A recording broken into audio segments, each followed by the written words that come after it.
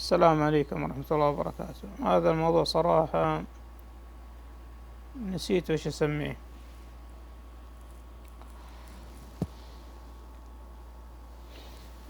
وهو يتعلق بالرزق. عبارة الطيور طارت بأرزاقها، للأسف هذه عبارة تناقض بأن الرزق بالسماء وهو من الله عز وجل، وأن الدنيا مليئة بالخيرات وتحتاج إلى حركة. صراحة أتذكر واحد من حبايبنا اليوم هذول عندهم أمثال حلوة، قال لو الرزق بالقوة ما كل العصفور مع الصقر شيء.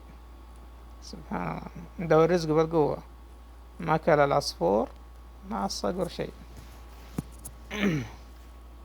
لا تعتمد على غيرك برسم مسار لحياتك، فأنت مسؤول عن نفسك ورغباتك. نسأل الله عز وجل أن يرزقنا العلم النافع والعمل الصالح، ولا تنسونا من صالح دعائكم، فمان الله.